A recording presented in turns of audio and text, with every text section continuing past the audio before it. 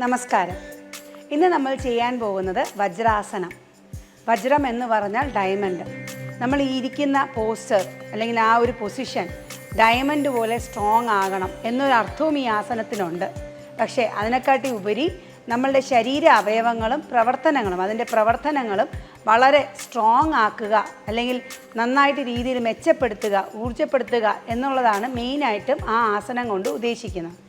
നമ്മൾ ഭക്ഷണം കഴിഞ്ഞാലും ചെയ്യാൻ പറ്റുന്നതും ഏത് സമയത്തും ചെയ്യാൻ പറ്റുന്ന ആസനങ്ങളിൽ ഒന്നാണ് വജ്രാസനം.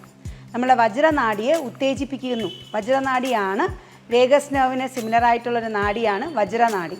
ഈ വജ്രനാഡി നമ്മൾ കാലിങ്ങനെ മടക്കി വയ്ക്കുന്നത് കൊണ്ട് വജ്രനാഡിയെ സ്റ്റിമുലേറ്റ് ചെയ്യുകയും നമ്മുടെ ദഹന പ്രക്രിയ, ശ്വാസത്തിൻ്റെ പ്രവർത്തനം, തലച്ചോറിൻ്റെ പ്രവർത്തനം ഇവയെല്ലാത്തിനെയും കൺട്രോൾ ചെയ്യാനായിട്ട് ഈ ആസനം നമുക്ക് സാധിക്കും. വളരെ സിമ്പിളായിട്ടുള്ളൊരു ആസനമാണ് വജ്രാസനം. രണ്ട് രീതിയിൽ നമുക്കിത് ചെയ്യാം, തുടക്കക്കാർക്കും അല്ലെങ്കിൽ കുറച്ചൊന്ന് എക്സ്പീരിയൻസ്ഡ് ആയിട്ടുള്ള ആൾക്കാർക്കും. ഇനി ഇത് ചെയ്യാൻ പറ്റാത്തവരാണ് വേറെ ആരുമല്ല, മുട്ടുവേദന ഉള്ളവർക്ക് ഒത്തിരി ബുദ്ധിമുട്ടാണ്. കാരണം കാലിൻ്റെ മുട്ടാണ് നമ്മൾ മടക്കി വെക്കുന്നത്. തുടക്കക്കാർക്ക് കാലിൻ്റെ പാദത്തിലൊരു വേദന ഉണ്ടാകും, അത് സാരമാക്കണ്ട. അപ്പോൾ ഇതെങ്ങനെയാണ് ചെയ്യുന്നത് നമുക്ക് നോക്കാം.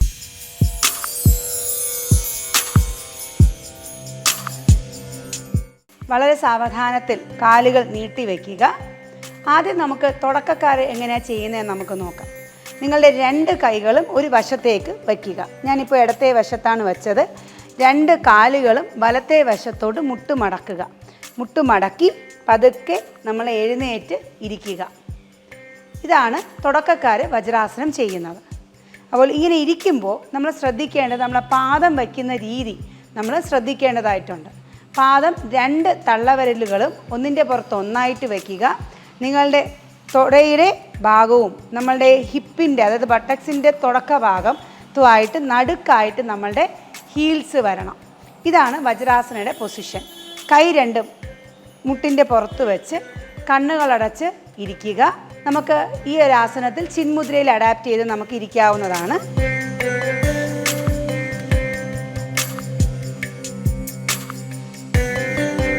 വളരെ പതുക്കെ കണ്ണുകൾ തുറന്ന് റിലീസ് ചെയ്യുക. ഇനി എങ്ങനെയാണ് റിലീസ് ചെയ്യുന്നതെന്ന് നമുക്ക് നോക്കാം. എങ്ങനെയാണോ നമ്മൾ വന്നത് അതേപോലെ നമ്മൾ തിരികെ പോകണം. അപ്പോൾ കൈ പതുക്കെ നമ്മൾ ഇടത്തെ വശത്ത് വയ്ക്കുക. ഒന്ന് ഹിപ്പ് ലിഫ്റ്റ് ചെയ്ത് കാല് നേരെ വലത്തെ വശത്തിൽ കൂടെ തന്നെ മുന്നിലേക്ക് കൊണ്ടുവന്ന് നിവർന്ന് ഇരിക്കുക. ഇത് തുടക്കക്കാരാണ് ഇങ്ങനെ ചെയ്യുന്നത്. ഇനി നമ്മൾ കുറച്ച് നാൾ പ്രാക്ടീസ് ആയവരെന്നിങ്ങനെ ചെയ്യണം. കാലുകൾ ചേർത്ത് വയ്ക്കണം. വലത്തെ കൈ കൊണ്ട് വലത്തെ പാദം തൊടുക. എന്നിട്ട് വലത്തെ വശത്തുകൂടെ കാല് മടക്കി സൈഡിൽ വയ്ക്കണം. എന്നിട്ട് പതുക്കെ ഈ പാദത്തിൻ്റെ പുറത്ത് നമ്മൾ കയറി ഒന്ന് ഇരിക്കണം. ഇനി ഇടത്തെ കാല് ഇടത്തെ വശത്തിൽ കൂടി മടക്കുക. എന്നിട്ട് നിവർന്നിരിക്കുക.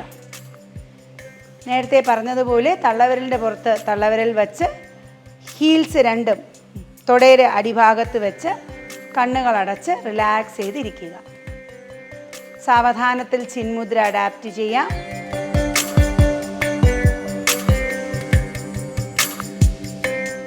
വളരെ പതുക്കെ കണ്ണുകൾ തുറക്കുക.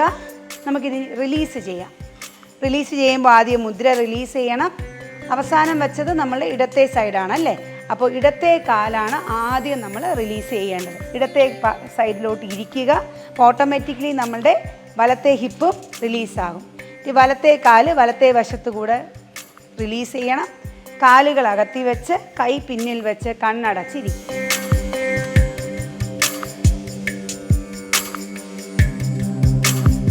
വളരെ പതുക്കെ കണ്ണുകൾ തുറക്കുക. സാവധാനത്തിൽ പഴയ അവസ്ഥയിലേക്ക് നമുക്ക് തിരികെ വരാം. നമ്മളിപ്പോൾ രണ്ട് രീതിയിലും വജ്രാസനം ചെയ്യാൻ പഠിച്ചു.